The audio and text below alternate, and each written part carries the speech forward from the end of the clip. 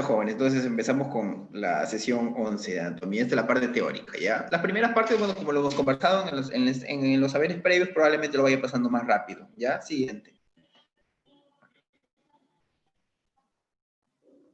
Ya, es simplemente para reconocer la anatomía de superficie de la cara, que ya lo hemos conversado también. Siguiente.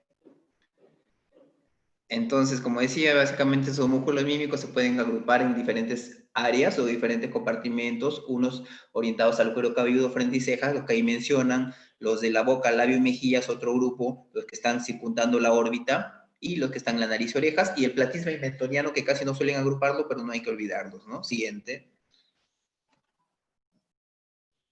Listo. Esto ya hemos visto, podemos pasarlo porque hemos trabajado con ellos.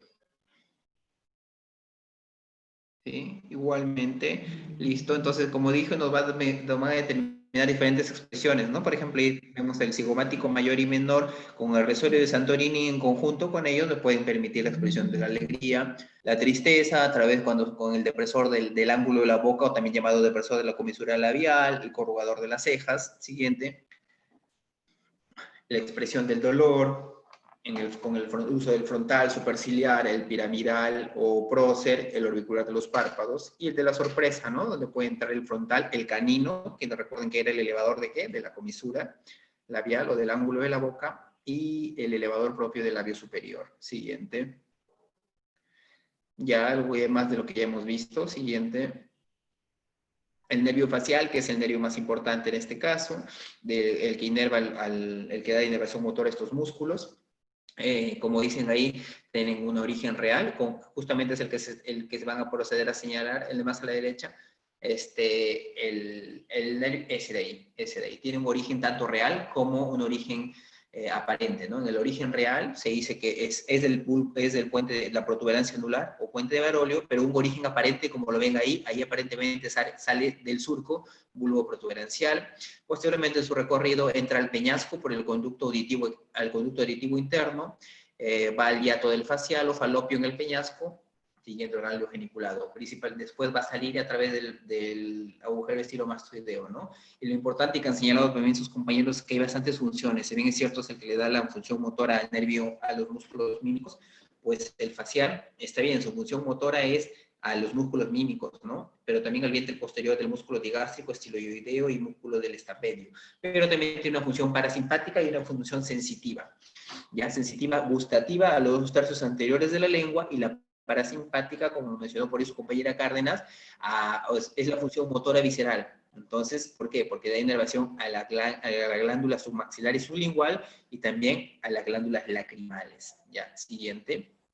Y siguen ahí, bueno, la descripción, cómo se ve, cómo atraviesa la porción petrosa, el nervio facial, finalmente sale por el agujero estilomastoideo, continúa teniendo una primera porción preparotidia, luego una porción intraparotidia, en la cual se va a bifurcar con 2 ramas, como les dije, la temporofacial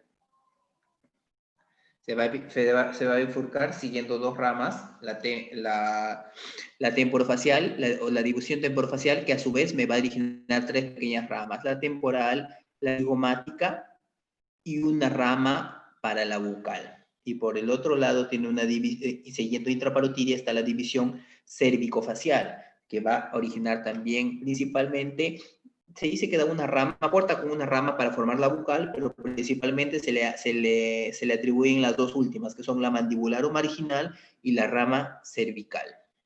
Listo. Siguiente. No. Todo eso, esa es parte de la porción que está petrosa, un poco más de lo mismo, ¿no? Para lo que hemos conversado, lo podemos pasar, vamos a ir avanzando para llegar, vamos a leer más en la parte del cuello, porque esto lo hemos conversado. Tiene una porción, es la intraparotidia, donde dije que se dan las 2 ramas, que podemos ver ahí. Siguiente. ¿No? Y lo que vemos ahí, ¿no? Igual atraviesa la glándula parótida. Y las ramas temporales, acá en esta diapositiva al menos se especifica, ¿no? Que músculos mímicos por determinadas ramas. Por ejemplo, vemos que la temporal, los auriculares, al vientre frontal del occipito frontal y a parte superior del orbicular del ojo, ¿no? Bueno, eso de ahí yo creo que ustedes lo pueden leer, no hay problema. Entonces, simplemente ahí especifico la rama del facial a qué músculos va a inervar, ¿ya? Para tenerlo en cuenta, ¿no? Por ejemplo, la cigomática, la rama cigomática es a la parte inferior del orbicular del ojo, mientras que la temporal es a la parte superior del orbicular del ojo, ¿ya? Listo. Creo que se lo podemos pasar también. Siguiente. En la masticación, que también ya hemos conversado, siguiente, la masticación, como les dije, para considerar músculos masticadores propiamente dicho, se dice que hacer oclusión, ¿ya? Elevan la mandíbula, suben la mandíbula, tienen que elevar la mandíbula y hacer oclusión, cerrar la boca. Entonces, ¿quiénes hacen esto? Definitivamente lo hacen macetero, pterigoideo medial y el temporal, ¿ya? El pterigoideo lateral no es propiamente un músculo masticatorio porque no hace oclusión, pero sí se le considera dentro de los cuatro, ¿no? Entonces, ahí tenemos una imagen donde por lo menos podemos ver ahí al macetero, en la imagen de la derecha, al macetero, ahí está. El macetero, ¿qué hace? Eleva la mandíbula y realiza la oclusión. Además, sus fibras profundas del macetero me permiten retrusión de la mandíbula y sus fascículos superficiales la protrusión. Protrusión y retrusión. Siguiente. Como otro músculo que hemos mencionado tenemos al temporal, que como les dije, el temporal tiene fibras. Entonces tiene fibras anteriores, medias y posteriores. Las anteriores y medias me van a permitir que eleve la mandíbula, ¿ya? Y las posteriores, la retrusión, la mandíbula hacia atrás. Inervados, como los otros músculos masticadores, siempre va a ser por la rama mandibular del nervio trigémino, ¿no? Y su irrigación está dado por tres arterias temporales, ¿no? Su arteria profunda anterior y media, que viene de la maxilar interna, y una arteria posterior, que va a venir de la temporal superficial. Siguiente. Tenemos los pterigoideos. A continuación, el pterigoideo medial. Esa es una vista interna de la cara. Están viendo la cara por dentro, ¿eh? Si se proyectense bien. Por eso es medial, porque es interno. Se encuentra en la fosa pterigoidea, en la cara, va desde la fosa pterigoidea a la cara medial del gonium. El gonium es este, el ángulo de la mandíbula, pero por dentro. O sea, por dentro va desde la fosa pterigoidea hacia la cara medial del gonium, es el gonium por adentro. ¿Ya? La acción, como músculo masticador propiamente dicho, va a elevar la mandíbula, pero también me permite lateralidad alternada, deducción, en cierto grado, porque ya vamos a ver que el pterigoideo lateral permite mucho más la deducción. También permite la protrusión y inervados por el nervio mandibular. Siguiente. El otro que tenemos es el pterigoideo lateral, este que vemos, que justo podemos ver dos fascículos ahí, un fascículo superior o también llamado fascículo esfenoidal, ¿ya? Y un fascículo inferior o también llamado fascículo pterigoideo. Finalmente, entonces, ¿cuál es la importancia? El superior, como dice ahí, es el que me va a permitir, me va a iniciar la apertura de la boca, permite que yo aperte la boca y va a estar relacionado con la protrusión, mientras que el inferior me permite que yo haga la diducción o lateralización de la mandíbula, ¿ya? Ambos, igual como los otros músculos masticadores, inervados por el nervio mandibular. Siguiente. Y aquí aparece el famoso nervio mandibular, ¿no? Que como ven ahí está, viene más al fondo, un poquito más tenue, se observa que viene del trigémino, quien da sus ramas superiores, la oftálmica y la maxilar, pero finalmente abajo sale la mandibular, ¿no? Y esta mandibular tiene ahí una división anterior. Lo que observamos ahí, todas esas ramitas que salen del mandibular, es su división anterior. Ahí tenemos al temporo bucal, temporal profundo medio, temporo maceterino y pterigoideo externo, ¿ya? Son todas esas ramitas que salen por ahí. Siguiente, pero también tiene una división posterior. Siguiente diapositiva. Y en la división posterior son esas que están ahí, donde también tienes ramas. Tiene una rama auriculotemporal, que es justa esa que forma un ojal, que se acuerdan también que cuando hablábamos en cabeza había esa rama, ese nervio auriculotemporal, forma un ojal para ser atravesado por una arteria, la arteria meningia media. Ya eso se mencionó en esas primeras clases. Entonces, tiene el nervio auriculotemporal, es una rama de la división posterior del nervio mandibular, ¿ya? Que justo es el que forma el ojal para la meningia media, lo atraviesa la meningia media, y tenemos otros como el alveolar inferior y el lingual, que son los que están viendo ahí. El alveolar inferior y el lingual. Siguiente, por favor. Ya, esto es igual, continuando la misma imagen, para hacerles saber que no se olviden que el ganglio, él es el ganglio óptico, pero también reciben nombres propios, ¿no? A veces lo encuentran en libros más antiguos, tipo Laterjet, como el ganglio de Arnold, es el ganglio del nervio mandibular, ¿ya? Tiene ramas aferentes, como decía ahí, petroso menor, rama simpática y ramas eferentes. ¿Lo podemos pasar? Siguiente. para poder que nos pueda dar el tiempo para invertirlo en cuello. Y la articulación temporomandibular, que ya se ha dicho, ya lo hemos conversado, tipo sinovial, tipo bicondilia, subtipo bicondilia. Al ser sinovial, entonces va a tener dos superficies articulares en contacto y entre ellas una cápsula articular y los ligamentos que están implicados, ¿no? Dentro de ellos el ligamento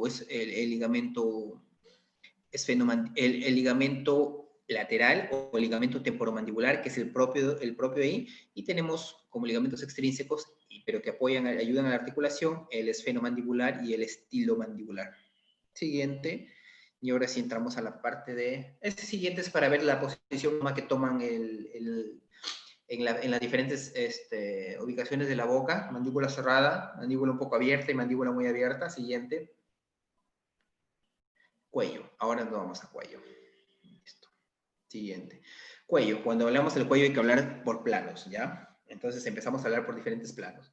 Tenemos el primer plano, lo de encima es la piel. El primer plano abarca la piel, pero a la vez el primer plano me permite hablar la inervación sensitiva, porque ahí se va a encontrar todos los nervios superficiales, los nervios que dan la inervación sensitiva, el hecho que puedas tener la sensibilidad en el cuello. Y aquí, ¿quién es el responsable de la inervación sensitiva del cuello? Tenemos al plexo cervical superficial, que está formada por ramas 2, 3 y 4 de las cervicales, cervical 2, cervical 3, cervical 4. Plexo cervical superficial, que como ven ahí, es como una maraña, pero todos esos nervios que dan inervación sensitiva salen de un punto en específico. Ese que está señalando con el puntero es el punto de donde emergen todos, donde emerge ese plexo. Ese punto tiene un nombre especial. Es el punto Z o punto de ERB, ERB, punto de ERB, ¿ya? Que es de donde sale este plexo superficial, ¿ya? A partir de C2, C3 y C4. Eso es para la sensibilidad del cuello y sale posteriormente al esternocleidomastoideo, como lo pueden ver ahí. Siguiente. Hasta ahí, primer plano. ¿Ya? La inervación sensitiva, entonces, de la que estaba conversando, ahí tiene el plexo cervical superficial, como se ve. Ahí también ese es el que sale. Y ese plexo me da diferentes ramas. Una rama, dije que el plexo cervical superficial es por C2, C3 y C4. Por esto se van uniendo, ¿no? Entonces tiene ramas transversales formadas por C2 y C3. Tiene ramas auriculares mayores, rama occipital menor o mastoidea y una rama supraclavicular. Que, exacto, esa de ahí, que es C3 y C4. Siguiente. El segundo plano. En el segundo plano, lo que viene acá, lo que tengo que tener en cuenta es el tejido celular subcutáneo y el músculo cutáneo del cuello, o sea, el famoso platisma. Aquí entra el platisma, está en el segundo plano, no está en el grupo muscular o en el plano muscular más profundo. El platisma está en el segundo plano del cuello, ¿no? Que como ya vimos su origen, hablamos de su inserción y está inervado por el par 7, ¿ya? Es el músculo platisma. Siguiente. Ya. Sí, ahora el tercer plano. El tercer plano es el plano de las fascias, ¿ya? El plano de las fascias. Hablamos de una fascia cervical superficial y una fascia cervical profunda. Entonces, ahí tenemos, ahí tenemos a la fascia cervical superficial. En esa fascia cervical superficial encontramos tejido conectivo. Es un tejido conectivo laxo y delgado, se extiende entre la dermis y la fase de revestimiento. Y es lo que va a cubrir aquí, al platisma, al plexo cervical superficial y a las venas superficiales. ¿Cuáles son las venas superficiales del cuello? Cuando hablamos de venas superficiales del cuello, ¿saben a cuáles nos referimos? A las yugulares, yugulares anteriores y yugulares externas, ¿ya? Listo, entonces eso es, hasta ahí tenemos el tercer plano con la fascia cervical superficial, pero les dije que también teníamos una profunda. Siguiente. Y ahí tenemos un corte transversal en la siguiente positiva de la fascia cervical profunda, que a su vez esa fascia cervical profunda tiene como 4 segmentos o 4 partes. Hablamos de una fascia de revestimiento, una fascia muscular, una fascia visceral, o también llamada pretraclear, y una prevertebral, ¿ya? La de revestimiento, la fascia de revestimiento es la que va a envolver, es la fascia que envuelve al esternocleidomastoideo y al trapecio. Luego tenemos una muscular que va a envolver a todo lo que es los infrayoideos, los musculares, los músculos infrayoideos. Luego tenemos la visceral o pretraqueal, que como su nombre lo dice, está delante de la tráquea, ¿no? Está delante de la tráquea, va a estar en contacto con, o revestiendo a tráquea, la laringe, pero también las tiroides. Y la prevertebral, que es la más posterior, que justo está en relación a las vértebras, envolviendo a qué? A esos músculos paravertebrales, ¿no? De la columna cervical a los escalenos, ¿ya? Listo. Siguiente, por favor. Listo. Y tenemos el cuarto plano. El cuarto plano, que es el plano muscular. Cuando hablamos del plano muscular, aquí tenemos a dos músculos que son el esternocleidomastoideo, es ese de ahí donde señala, y el trapecio posteriormente. Puede señalar el trapecio, ese del trapecio, ¿no? Pero estos son músculos del cuello, del plano muscular. Pero ¿qué nervio inerva estos músculos? No hay que confundir, ya aquí ya no tiene nada que ver el facial. Aquí les da su función motora el par 11, o el par, ¿cuál es el nombre del 11? Espinal, ¿ya? Espinal. ¿Espinal o qué otro nombre tiene el espinal? Accesorio. Accesorio, el espinal o accesorio, ¿ya? Y acá hablamos de los famosos triángulos. Acá viene el triángulo anterior y el triángulo lateral o posterior. Exacto. Ahora vamos triángulo por triángulo. Ojo con eso, ¿ya? Empezamos la división de los triángulos. Siguiente. Ya, tenemos el triángulo. Este es el primer triángulo, el triángulo anterior. A ver, ese es en la derecha es la imagen real, y un tanto real, porque sí es un dibujo, y en la izquierda es un poco el gráfico, ¿no? Entonces tenemos ahí el cuello. Entonces, primera estructura que hay que tener en cuenta, jóvenes, es el esternocleidomastoideo. Me determinan mis dos principales triángulos. El anterior, que es todo eso, todo lo que está delante de los esternocleidomastoideos, y lo que queda detrás entre el esternocleidomastoideo y el trapecio, es el triángulo posterior, lateral o posterior. Entonces ya, primera idea, hasta ahí, esternocleidomastoideo, me divide y me forma, esternocleidomastoideo, me divide y forma triángulo anterior y triángulo posterior. Hasta ahí estamos bien. Listo. Entonces, ahora, hasta ahí tenemos dos triángulos, triángulo anterior, triángulo posterior, lateral o posterior.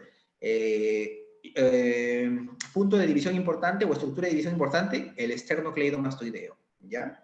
Entonces, ahí esta diapositiva es del triángulo anterior, para hablar específicamente del triángulo anterior. Ya lo estamos viendo. Ahora, este triángulo anterior, como ven ahí está el hueso yoides, ¿ya? Entonces, estando el huesito de yoides ahí, yo puedo hablar también, van a escuchar hablar de región suprayoidea, que está por arriba del yoides, y de región infrayoidea. Como está señalando ahí bien su compañera Milagros, la región infrayoidea, todo lo que está por debajo del yoides, ¿ya? Listo. Sí, entonces, ahorita vamos a ver que en lo que está por encima del yoides, también hay una división, y se van a formar dos triángulos, ¿ya? Siguiente.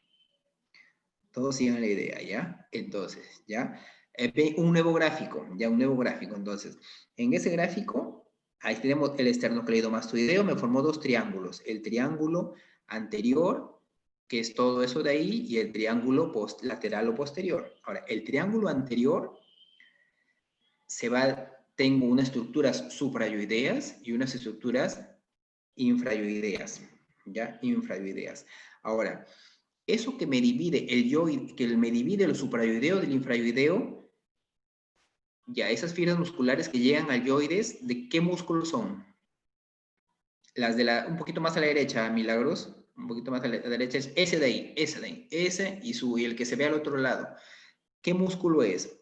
El que me va a dividir los suprayoideos de los infrayoideos. ¿Qué rama es? ¿Qué vientre de qué músculo? ¿Alguien sabe? El gástrico. Es el digástrico. Muy bien, joven, es el digástrico. Entonces, el digástrico me hace una primera división en ese triángulo anterior, de tal manera que por arriba voy a tener lo suprayoideo y por abajo lo infrayoideo. Ahora, en lo suprayoideo, ahora me voy a lo suprayoideo. En lo suprayoideo, ahí, ese de ahí es que está señalando Milagros, hay otro vientre de tu músculo, toda esa parte de ahí me va a dividir igual. Si yo trazo la línea media, a la izquierda hay un triángulo que se va a dividir en dos partes. Y si yo veo igual a la derecha, hay otro triángulo que se va a dividir en dos partes. Por eso que ella habla 1 y 2. Entonces, esa fibra, ¿qué músculo es el que divide arriba? Ese es arriba. ¿Ya? Ese de ahí. ¿Qué músculo es ese? ¿Ese no es el homoyoideo? Así es, muy bien. Es el homoyoideo. ¿Ya? Ese y el de abajo también, porque el digástrico y el homoyoideo tienen dos vientres, ¿ya? Pero ese músculo es homoyoideo, ¿ya? Es el homoyoideo. Entonces, el homoyoideo es el que arriba, en la región suprayoidea, me va a dividir a ese triángulo que tenía en dos triángulos. De tal manera que la línea media que está señalando ahí es un límite, ¿ya? Y luego, de la línea media para la derecha, tendré un triángulo, y de la línea media para la izquierda tengo otro triángulo. Pero ese triángulo, cada triángulo de esos, es dividido por el homoyoideo, por la mitad. No por la mitad exactamente, pero es dividido por el homoiodeo. Entonces va a dejar dos triángulos pequeños. Uno que es el submentoniano, ese de ahí, el 1, que es justo el que está debajo del mentón, y el otro que es el submaxilar, que está más lateral, que están con el número 2, ¿ya? Entonces, mi triángulo, retomando, mi triángulo anterior se dividió por en región suprayoidea y en región infrayoidea, y la región ya, eso por el músculo digástrico, por una de los vientres del músculo digástrico. En la parte superior, en la región suprayoidea, se dividió también cada lado en dos triángulos más pequeños. ¿Por acción de quién? Por el homoioideo, ¿ya? Tengo el triángulo submentoniano con el 1 y el triángulo submaxilar con el 2. Entonces ahí dice músculos suprayoideos, ya. Ahí simplemente en la diapositiva me habla de cuáles son los músculos suprayoideos, que también son preguntas de examen. No se olviden, músculos suprayoideos son el digástrico, meloideo, estiloideo, genioideo y eugloso, ¿ya? Entonces, y específicamente ahí el homoioideo es el que hace la división en triángulo submentoniano y el triángulo submaxilar. El submaxilar también recibe el nombre de triángulo digástrico, no lo olviden, ¿ya? Listo. A ver, el triángulo submentoniano, ¿qué podemos mencionar ahí? Pues que contiene los grupos de los ganglionares 1A, que ya lo vamos a ver mejor en una diapositiva más adelante. Siguiente diapositiva. Ya, en la siguiente diapositiva, entonces, ya vamos a hablar triángulo por triángulo. Vamos a ir al digástrico submaxilar. ¿Qué número tenía en la diapositiva anterior? El 2, ¿no? El que tenía el número 2. Retrocede, por favor. Entonces, ahí está. A ese triángulo número 2, a ese vamos a hablar ahorita. El mentoniano es el pequeñito del centro, ahora vamos a hablar del 2. Ya, siguiente. El triángulo digástrico. Ahí está. Límites entonces de ese triángulo, ¿ya? Límites, tenemos que sus límites son el borde inferior de la mandíbula, donde está señalando ahí justamente, ahí. Ahí, el borde inferior de la mandíbula. El otro tenemos el vientre anterior del digástrico. Ese sería el anterior sería el otro, el de la izquierda. El vientre anterior del digástrico. El de la izquierda, ese de ahí, ese es el vientre anterior del digástrico. ¿Ya? Y el vientre posterior sería el otro que estaba señalando, el otro largo, el otro. Ese de ahí, ese es esos son los dos vientres del digástrico. De tal manera que eso de ahí, así como está señalando, entonces esos serían los límites del triángulo digástrico, ¿no? El vientre anterior por eso se le llama triángulo digástrico, ¿no? Porque sus límites son el vientre anterior del digástrico, el vientre posterior del digástrico y el borde inferior de la mandíbula. Y otro dato importante, el piso del triángulo digástrico lo conforma el músculo miloioideo o iogloso, ¿ya? Y eso lo dice el joven en la exposición, en el video que les he mandado a ver, lo explican ahí, que el piso lo constituye el iogloso. Siguiente diapositiva. Ya. Contenido, porque siempre que hablen de los triángulos es importante conocer un poco su contenido. Entonces, este triángulo digástrico, ¿por qué? Por la relación con el músculo digástrico, pero también se llama submaxilar. Y si se llama submaxilar, ¿por qué se llamará así? Pues porque tiene la glándula submaxilar. Y tiene la glándula submaxilar. Además de eso, ¿qué más tiene? Tiene el conducto de Wharton. O sea, tiene glándula y su conducto mismo. Tiene la glándula con su conducto, el conducto de Wharton. También tiene la arteria y vena facial, tiene la arteria y vena submentoniana y la arteria y vena linguales. Y el grupo ganglionar 1B. ¿Listo? Siguiente. Y también tiene nervios. Seguimos hablando del mismo triángulo. Es muy importante ese triángulo submaxilar. ¿Ven? Tiene nervios, tiene el par 9, 10, 11, 12. Músculos al miloioideo y tiene la rama cervical del facial. Ojo, ¿te acuerdan que el facial daba 5 ramas terminales? Por ahí pasa su rama cervical, del 7, ¿ya? O sea, la quinta rama que da el nervio facial. Y el ganglio submaxilar. Siguiente. Ya. Este es un dato importante, como a veces en anatomía siempre es bueno señalar algunas estructuras, así como hablábamos, ¿se acuerdan del conducto de los aductores, el triángulo femoral? Pues acá hay una estructura que sería, o los hiatos, cuando hablábamos del hiato, del agujero del sol y todo eso. Entonces, en este caso, es importante conocer, por ejemplo, la estructura que se forma el hiato del iogloso miloioideo, ¿ya? El hiato iogloso miloioideo es importante porque contiene 3 estructuras. Va a contener a la glándula submaxilar, al conducto de Wharton y a la vena lingual, ¿ya? Específicamente es el que se forma puedes pasar a la imagen anterior, es hiato iogloso miloioideo. Ahí se puede ver mejor.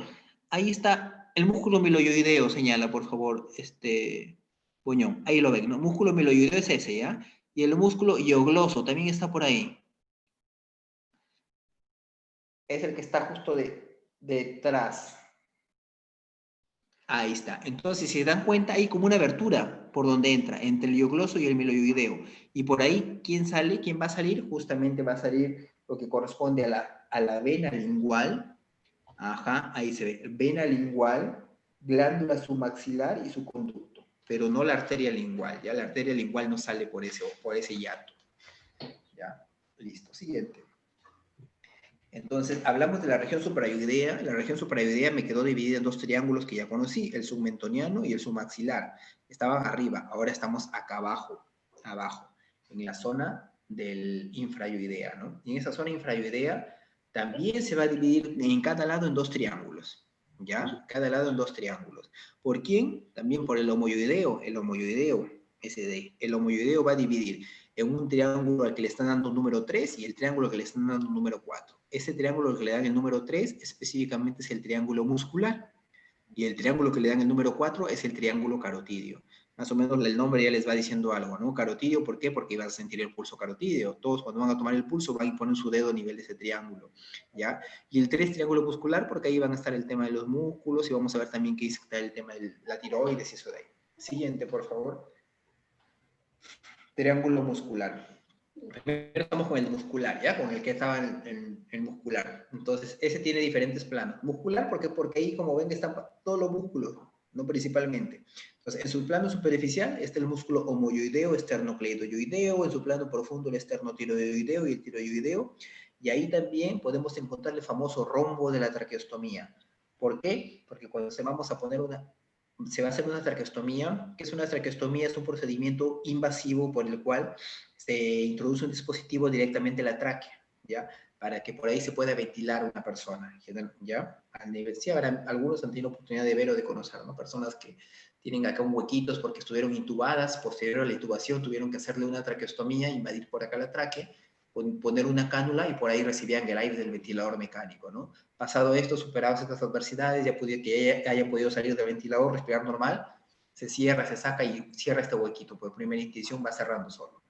Entonces, esa es la zona donde es la traqueostomía, ese triángulo. Por eso que ya hablamos que se encuentra el rombo de la traqueostomía, donde inferiormente está por el músculo esternoyoideo, inferiormente está el esternotiroideo y superiormente el esternoyoideo. Entonces, la importancia del triángulo muscular es contiene los músculos y el rombo de la traqueostomía como referencia. ¿Ya? Siguiente. Y el otro, que es uno de los muy importantes, el triángulo carotidio. ¿Ya? El triángulo carotidio que le dije que era justo este de acá, donde uno toma el pulso carotidio y se caracteriza porque va a tener contenido el famoso van cervical, vena arteria nervio del cuello. ¿Y cuál es el van cervical? Está formado por la carótida común, que casi por ahí encima está saliendo la carótida externa. 2, la vena yugular interna, y el nervio es el nervio vago, un nervio vago o neumogástrico. ¿Ya? Listo. Ahí se da la división de la carótida, como dice ahí, grupo, ya. Siguiente, yo creo que podemos pasar al siguiente, porque son varias diapositivas. El triángulo lateral o posterior, ¿ya? Ya, hasta ahí, ya, finalmente, el triángulo anterior se dividió en 4 triángulos pequeñitos, si se dieron cuenta. Ahora, en el triángulo posterior, lateral o posterior, que es el que está por detrás del esternocleidomastoideo, también va a ser dividido por el mismo homoyoideo, por el mismo vientre del homoyoideo. El homoyoideo lo va a dividir en 2 partes. El que está con número 5 es el supraclavicular, ¿por qué recibe este nombre? Porque está justamente encima de la clavícula, y el número 6, que es el triángulo occipital, ¿no? Que está más posterior. Ya, siguiente. Entonces, el contenido del triángulo occipital, el que está más posterior, tiene el paro 11, tiene justo al punto Z, al punto DR, donde emerge el plexo cervical superficial. Tiene el grupo solidario, lo vamos a ver más adelante, arteria occipital, arteria cervical profunda, nervios supraclaviculares y nervio mastoideo. Siguiente. Ahí se observa también bien el triángulo supraclavicular, ¿no? Y ahí es el triángulo supraclavicular. ¿Cuál sería el triángulo supraclavicular ahí? Es el que está de moradito, el morado, ¿ya? Ese de ahí. Y el triángulo rosado, el de arriba que está medio rosado, ese sería el triángulo occipital, ¿no? Finalmente, todos esos 2 triángulos fueron divididos por el homoyoideo, como ven ahí, ¿ya ven? El homoyoideo lo dividió. Esa imagen está muy bonita también para que puedan aprender, ¿ven? Y adelante se ve como Por ejemplo, el digástrico dividió en la zona suprayoidea e infrayoideas. Y su otro rama del digástrico dividió en submentoniano con maxilar, con submaxilar. Y el otro vientre del homoyoideo dividió al triángulo carotidio del triángulo muscular. Del carotidio del muscular. Esa imagen está muy bonita, esa imagen es buena para que aprendan. Siguiente, pero vamos ahorita a enfocarnos todavía en el supraclavicular que estamos ahorita, el morado. Siguiente. Ya, entonces del supraclavicular, ¿qué tengo ahí? Tengo que por ahí van a estar los músculos escalenos, ¿no? Escalenos. ¿Qué escalenos? Anterior, medio y posterior. Ya, ¿qué va a salir por ahí? Como ven, ahí sale la vena subclavia, ¿sí? Yo tengo una imagen, no sé si usted lo podría ver. También están acá los escalenos.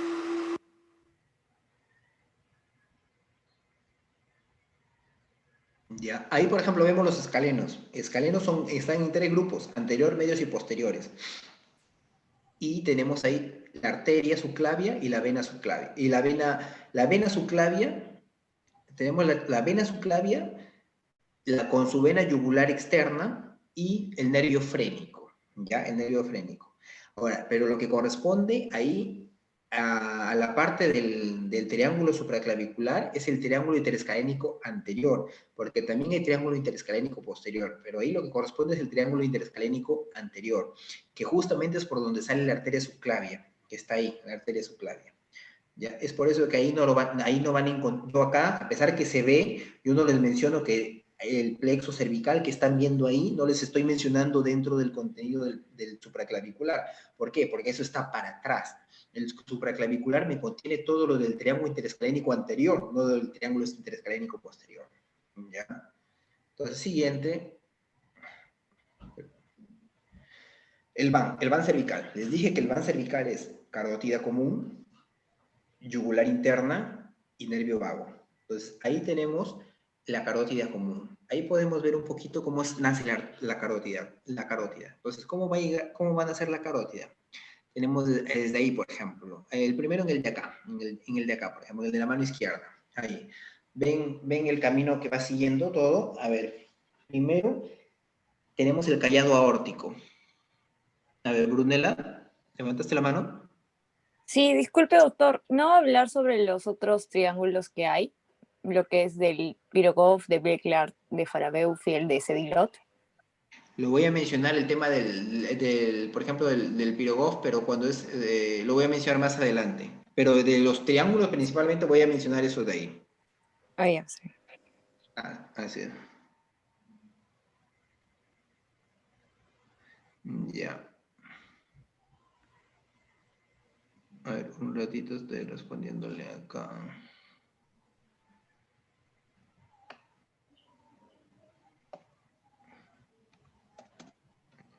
Un ratito, porque acá me escribió un compañero algo. Ya está.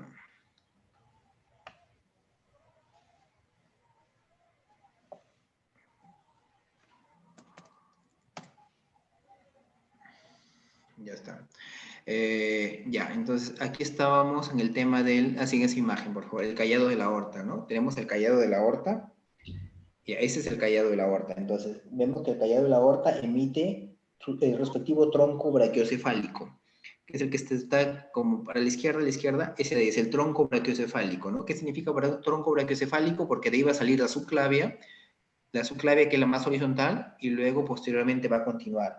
¿Va a continuar con qué? Con la carótida común. Esa es la subclavia. Y esa es la carótida común derecha, ¿no? En este caso sería la derecha, la carótida común derecha, que casi está al costado de la tiroides, como se ve. Entonces la carótida común, como ven, viene del tronco brachiocefálico, ¿ya? El origen de la carótida común es del tronco brachiocefálico, ¿ya? Y la carótida común, ahí, la imagen sí me ayuda, creo que ella me ayuda más la derecha, un poquito a la derecha, la carótida común tiene su carótida externa, se bifurca en una carótida externa y una carótida interna, ¿ya? La interna no emite ninguna rama al inicio, la que empieza a emitir sus ramas es la externa, que ya vamos a ver, dentro de ella es la tiroidea superior, ¿ya? Pero eso es lo que me interesa y que sepan que la carótida primitiva se deriva del tronco, antes se llamaba primitiva, ahora es común, deriva del tronco brachiocefálico, ¿ya? del callado que es, y ese a su vez se origina del callado de la aorta. Listo, siguiente. Ramas de la carótida externa, como le dije, inmediatamente la carótida común da la carótida externa y se empieza a dar ramas, ¿no? Dentro de ellas es muy importante la tiroidea superior, faringe inferior y otras más que pueden ver ahí, ¿no? Listo. Siguiente, creo que vamos avanzando porque son bastantes diapositivas para poder avanzar. Siguiente. La vena yugular interna, que la vena yugular interna es otra estructura que nos tenemos que tocar acá. Su origen está principalmente en el seno sigmoide. Recuerden que la vena yugular, las venas van en sentido contrario, ¿no? Van desde lo periférico a lo central. Entonces, desemboca su terminación es en el tronco venoso brachiocefálico, ahí justamente donde está poniendo, ¿no? Es el tronco venoso brachiocefálico, ahí llega la yugular interna, y esa se originó arriba. ¿Recuerdan del cerebro cuando alguna vez hablé de un seno sigmoide? Ahí se originó y termina finalmente en el tronco venoso brachiocefálico, ¿ya? Que está señalando ahí Milagros, muy bien, el tronco venoso brachiocefálico, ¿ya? Ahora, acá hay que tener en cuenta un nombre que es dos ángulos, ¿ya? Que es el ángulo yugulo-subclavio, como ven ahí, la vena yugular interna, y ahí está la subclavia, porque la yugular interna, como la subclavia, drenan el tronco venoso brachiocefálico. Estas forman un ángulo, ¿ya? Un ángulo, y a nivel de ese ángulo se va a realizar el drenaje linfático, ya tanto en el lado derecho como en el lado izquierdo. En el lado derecho hay una gran vena linfática y en el lado izquierdo un conducto torácico, ¿ya? Que son los famosos ángulos yugulo-subclavio o los ángulos de Pirogov. Ya en la siguiente creo que está el ángulo de Pirogov. Siguiente diapositiva. Ya, sí, ahí está justamente, ¿no? Esa es una imagen del ángulo yugulo-subclavio, ¿no? Arribita, ahí está, ángulo yugulo-subclavio, ¿ya? Ese es del lado derecho y el otro es el del lado izquierdo. El del lado derecho recibe, como dije, una vena yugular, reciben el drenaje linfático de la gran vena linfática, y el lado izquierdo recibe del conducto torácico, ¿no? El drenaje linfático del conducto torácico a nivel de ese ángulo. El ángulo yugulo-subclavio o de Pirogov, ¿ya? Siguiente. Y tributarias de la vena en su camino va a recoger sangre ¿de dónde? De las venas del seno petroso, de la lingual, de las faringias, de la tiroidea media,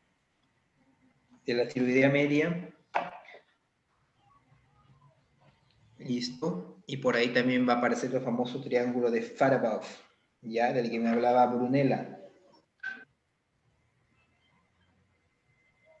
Ya. Vamos avanzando porque vi un montón de diapositivas. Profesor, una pregunta, ¿ese triángulo que se refiere mi compañera Brunella estaría dentro del anterior o posterior, o es ya algo externo? Algo está fuera de eso. ¿El triángulo cuál? ¿El de Farabaugh? Sí. Ya, ese triángulo, a ver, partamos. Yo les digo, el triángulo de Farabaugh va a contener la yugular interna, contiene el nervio hipogloso. Creo que está en la... A ver, creo que hay una imagen mejor. ¿Puedes retroceder? Ya, esa de ahí sí me ayuda. Entonces dije, a ver, allí, todas esas son tributarias de la vena yugular, ¿ok? Seno petroso, vena tiroidea, vena lingual, vena faringia, vena facial, vena tiroidea media y ya. No significa que aparte de eso hay un tronco tirolingo-faringo-facial. Significa que a veces la vena lingual, la vena tiroidea superior, la vena faringe, la vena facial no drenan por separado, sino que todas se unen, confluyen y drenan a través de un tronco tirolingo-faringo-facial, ¿ya? O sea, la tiroidea, la lingual, la faringe y la facial confluyen y forman un solo tronco y derivan a través de un tronco, del tronco tirolingo-faringo-facial, que sería ese, ¿ya? Tronco tirolingo-faringo-facial, ¿ya? Entonces, este tronco, más la yugular interna, más el nervio hipogloso que pasa por ahí, no está ahí, creo, el hipogloso justamente, no está, ¿ya? Esos son el contenido del triángulo de Farabaugh. Entonces, si ese es el contenido del Farabaugh, ¿dónde lo estaría ubicando yo? ¿En qué triángulo? ¿Anterior? Son anteriores, todos esos. Anteriores, ¿no? Todas estas son anteriores. Así es, todavía estamos en el triángulo anterior. Eso no está posterior, no está en relación ni al triángulo occipital, mucho menos al supraclavicular. Son anteriores, ¿ya?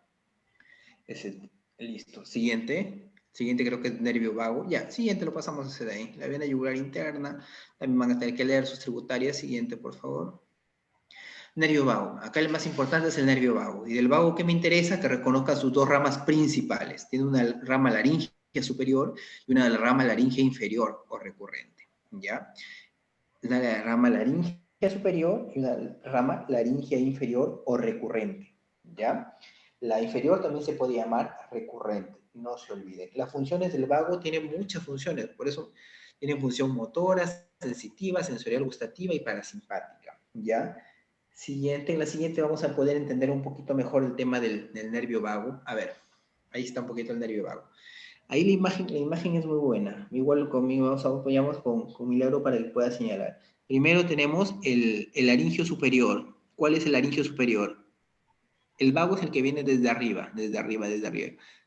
Ahora, obviamente, si se dan cuenta, esa es una vista posterior, ¿eh? Esa es una vista por detrás. La que están viendo en la imagen de la izquierda es una vista por detrás. No están viendo por delante. Se dan cuenta que la tiroides está para adelante. Ese es un laringio superior. Ese es el nervio vago y va a dar su rama laringea superior. Esa es la laringea superior. Así es. ¿Y la laringea inferior cuál es? Esa es la superior y la inferior es la otra, la que está más a la derecha. Ahí mismo, al costado, la derecha, entre la vena y la arteria. Esa baja como laringe inferior, baja,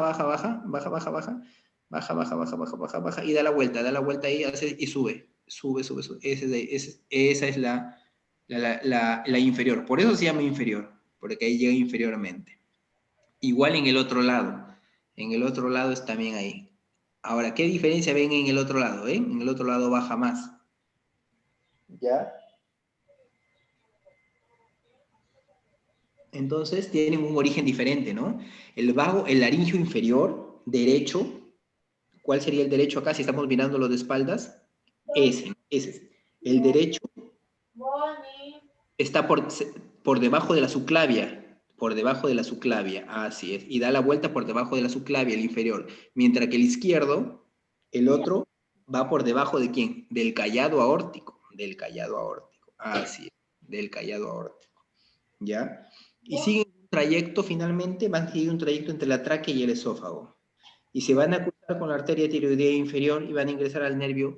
Se cruzan ambos con la arteria tiroidea inferior e ingresan finalmente a la laringe, al nivel de C6 más o menos, proyectándose a C6, ¿no? Entonces, ahí más o menos esa imagen me permite ver tanto la laringe superior como la laringe inferior. Siguiente. Listo, grupos ganglionares del cuello, ¿ya? Esto está muy relacionado con el tema también de los triángulos, tiene mucha relación. Encontramos un total de 7 grupos. El primer grupo es la región suprayoidea, donde están el triángulo submentoniano y digástrico, y a su vez, ese es el primer grupo, el grupo ganglionar, el 1, que a su vez puede dividirse 1A y 1B. El 1A, que es el submentoniano, y el 1B, que es el digástrico. El grupo número 2, que es el grupo de la... 2, 3 y 4 son los grupos de ganglios que siguen la yugular interna, y se dividen en 3 partes, los yugulares superiores, los yugulares medios, el número 2 como yugular superior, el número 3 como yugulares medios y el número 4 como yugulares inferiores. Luego hay un número 4 que está relacionado, un número 4, 2, 3 y 4, perdón. Y luego hay un número 5 que está relacionado con el triángulo lateral, ¿no? El triángulo posterior, ¿no? Que también van ahí a drenar un grupo de esto, otro grupo de ganglios, otro grupo ganglionar. Y luego que inclusive algunos pueden hablar de un 5A y un 5B, ¿no? Un 5A como que está relacionado con el triángulo occipital y un 5B con el triángulo supraclavicular. Y por delante tenemos al grupo infrayoideo, o el grupo también llamado a veces visceral o central, los centrales o viscerales, y tenemos también el grupo 7 o el grupo mediastino superior, ¿no? Algo muy importante de estos grupos, son 7 grupos, pero de esos grupos, cuando los ganglios, cuando hay un cáncer metastásico, lo primero que se van son al grupo 7, ¿ya? Al grupo 7, el grupo mediastino superior me da inicio de metástasis, ¿ya? Cuando son esos ganglios los que se afectan, los primeros en afectarse por metástasis son los del grupo 7. Listo, siguiente me ayuda a ver un poco mejor. Es el drenaje linfático del cuello, ¿no? Como les dije, ahí más o menos está cómo se divide, pero ahí no está tan solo cómo se divide, sino qué partes del cuello drenan en tales sitios, ¿no? Por ejemplo, cavidad bucal drena en la submaxilar. Piso de la boca drena en el submentoniano. Así, eso lo van a poder leer. La tiroides, ¿dónde drena la tiroides? Miren, drena en la cadena yugular inferior. ¿Ya? Ahí está, ahí pueden guiarse. Listo. Siguiente. Ya está. Otros dos puntos que vamos a ver brevemente, porque ya estamos casi en la hora, es la glándula tiroides y la laringe, ¿ya? La glándula tiroides, ubicación, la que ahí se define, región anterior del cuello, es infrayoidea, por debajo del hueso yoides, y detrás de los músculos pretiroideos, exactamente la que señala Buñón. Siguiente. Sus partes, datos que lo pueden ustedes leer, como altura, ancho, espesor, peso. Algo que me interesa saber ahí, que está formado por dos lóbulos. Los lóbulos están unidos centralmente por el istmo, y a su vez hay una parte, la famosa pirámide de la Louet, o la Lout, ¿no? Esa pirámide de la Louet es esa prolongación que va ahí, que no es más que tejido tiroideo, no es más que tejido tiroideo, que es el rezago del conducto tirogloso que tuvo en su desarrollo el ser humano, ¿no? En su desarrollo embrionario, que algunas veces algunos persiste y luego aparecen los famosos quistes del conducto tirogloso, ¿no? Que ya lo van a ver más adelante como patologías pediátricas. Siguiente. Igual un poquito más de las relaciones de los lóbulos, anterolateral, su relación anterolateral de la tiroides se va a encontrar anterolateralmente con el esternocleidomastoideos y los músculos paratiroideos, medialmente la tiroides, la cara visceral de la tráquea, con los 4 a 5 anillos traqueales, y posteriormente, pues, la tiroides, pues, por detrás de ella, ¿quién tiene? Al esófago y la tráquea, al nervio laringeo recurrente y al van del cuello. Siguiente. Son datos que ya lo pueden ir revisando. Tiene elementos de fijación también la tiroides, esto lo podemos pasar, el famoso, tiene pedículos vaculares, su cápsula tiroidea, el ligamento de Berry, y una cápsula fálsula quirúrgica que está dada por la fascia pretraqueal. Siguiente, que viene muy importante, que es la irrigación de la tiroides. Siguiente, la tiroides tiene una irrigación un tanto compleja y es un tejido bien vascularizado. Por eso que hacer una traqueotomía es delicada, porque tienes que tener mucho cuidado con las arterias que irrigan la tiroides que pasan por ahí, si quieres hacer una traqueotomía. Por otro lado, también es el tema de la tiroides, operar una tiroides también es un proceso muy delicado, es sangra bastante, está bien vascularizada esa estructura, ¿ya? La tiroides tiene una irrigación arterial de tal manera que, ahí no me miren, recibe 5.5 mililitros por gramo por minuto, o sea, es recontravascularizada la tiroides, ¿ya? Y presenta muchas anastomosis dentro de ella. Dentro de ¿quién la inerva? Hay dos, la arteria tiroidea superior y la inferior. La que está señalando Iboñón es la tiroidea superior, ¿ya? ¿De qué rama es la tiroidea superior? Lo mencioné hace un rato. ¿De qué arteria?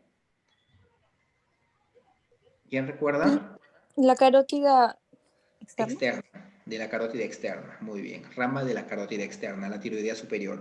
Y a su vez esta tiroidea superior va a tener ramas glandulares y no glandulares. ¿Qué significa? Ramas que van a ir a la propia tiroides, una rama anteromedial, posterior y lateral que ven ahí, siguiente, que lo van a poder leer, y tiene sus ramas no glandulares. Siguiente. Esas son las ramas no glandulares, ¿no? Una rama para la laringe superior, una cricotiroidea, una infrayoidea, la tráquea esofágica. Listo. Esa es otra rama. Y la tiroidea inferior, ahí lo pueden ver. ¿De dónde viene la tiroidea inferior? De ahí también les puede ayudar la imagen. ¿De dónde es que viene la tiroidea inferior? La subclavia. Exacto, la subclavia es la que está dando ahí, ¿no? Esa imagen está bonita. Por arriba ven que la carótida externa da la tiroidea superior y por debajo ven que la subclavia da la tiroidea inferior, ¿no? Y la relación que da. Siguiente.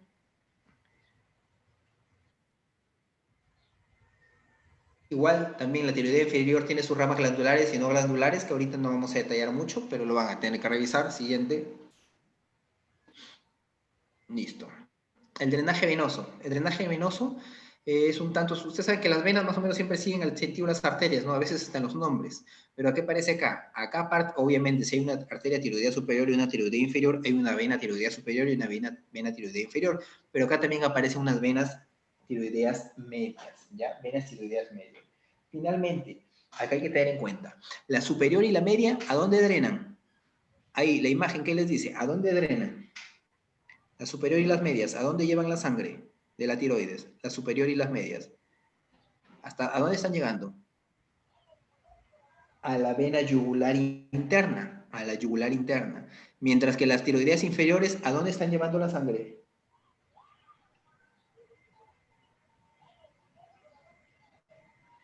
A ver, ¿se ubican? Ahí tenemos venas tiroidea superior, media e inferior. Les recuerdan que las venas llevan la sangre de un órgano y lo llevan en rumbo al corazón. Entonces, la superior y la media sacan la sangre poco oxigenada de la tiroides y la llevan en la vena yugular interna. ¿Y la inferior a dónde la está llevando? ¿A dónde drena? ¿A la subclavia? A la subclavia. Al tronco, en sí es el tronco venoso brachiocefálico.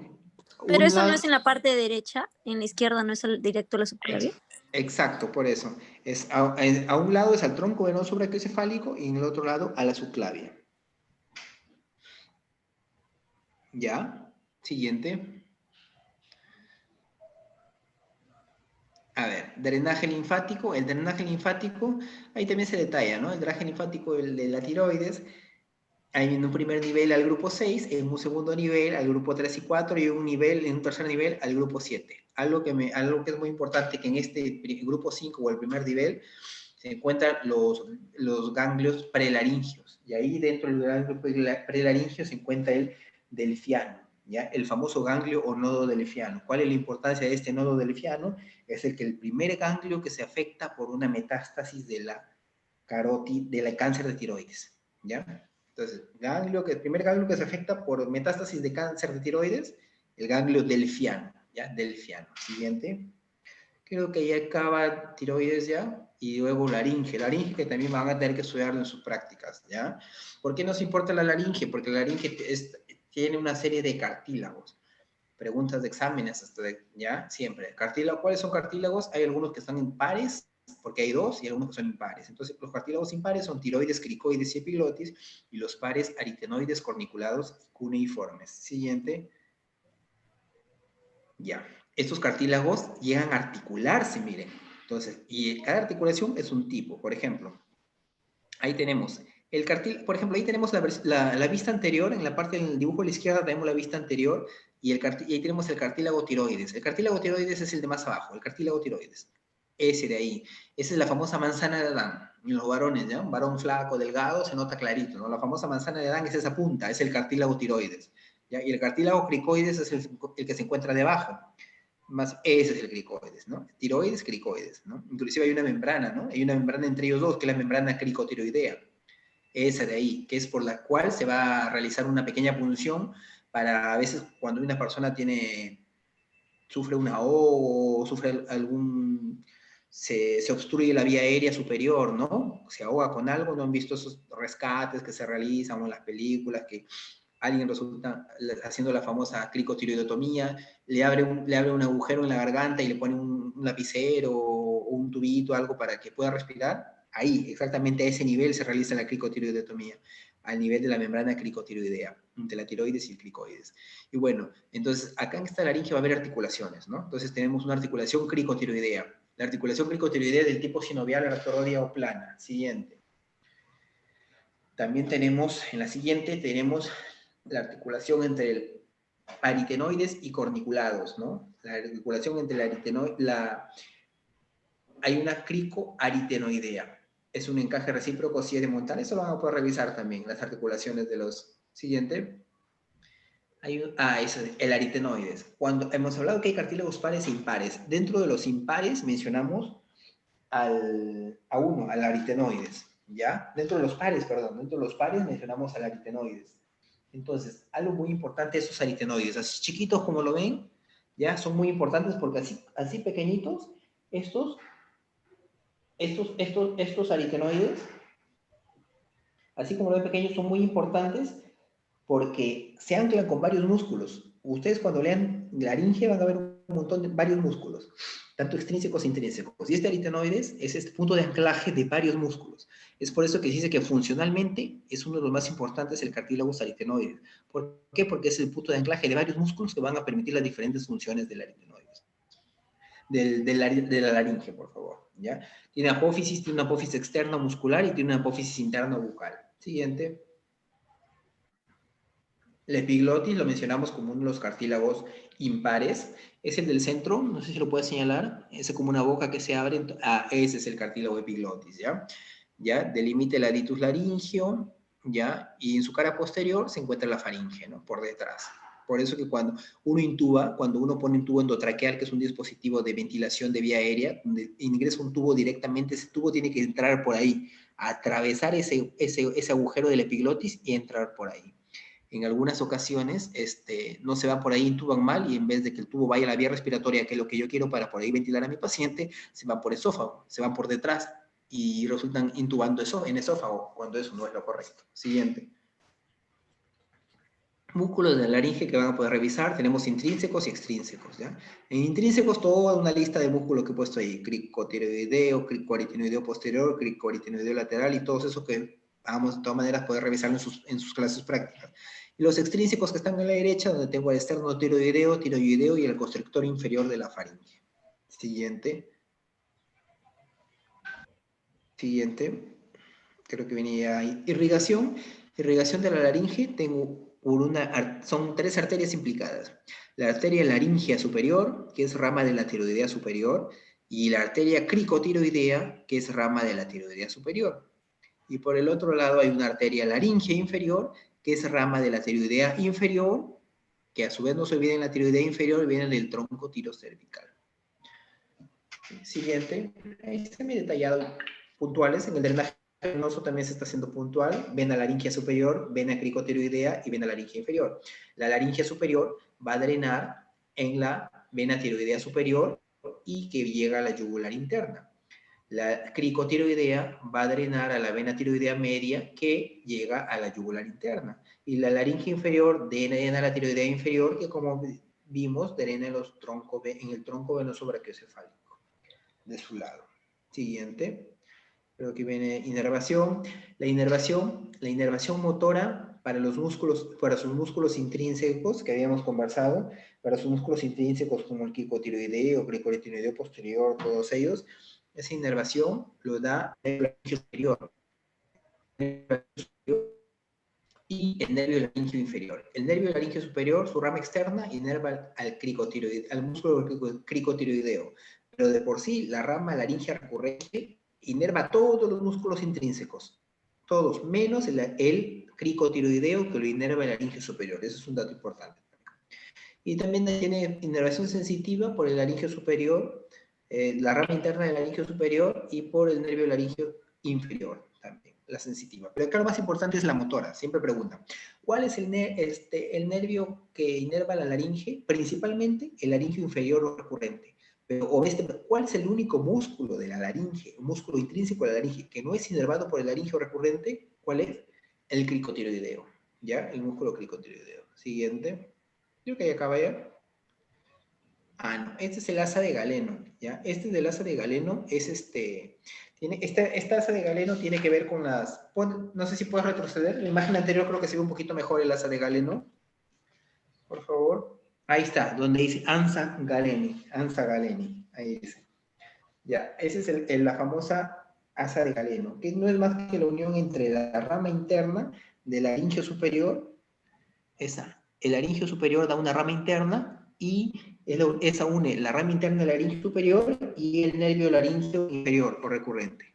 A eso llamamos la famosa asa de Galeno, la unión entre el laringio inferior o recurrente y una rama interna del laringio superior, ¿ya? Es también una estructura, por decirlo, de importancia. Listo. ¿Qué más tenemos? Creo que ya acabamos ya, porque ya estamos sobre la hora. Ya acaba, ¿no? Sí, ya. Listo, y más o menos esto es como lo que van a tener que ver y obviamente van a tener que reforzar jóvenes en el tema de cuello, ¿no? Como le dije, cuello es muy abundante y no podemos dejarlo pasar desapercibido. ¿Ya? Gracias, Milagros, por el apoyo. Esperemos que la próxima no haya este problema del compartir. Voy a ver qué puede estar pasando, jóvenes. ¿Alguna última pregunta? ¿Alguna duda? ¿No? ¿No, jóvenes? Ya, si no fuera así, Doctor, entonces... disculpe. ¿Arrascue o quién hablaba? Sí, doctor, disculpe, buenas tardes. Le quería preguntar a qué hora va a ser el práctico. A las 6, ¿verdad?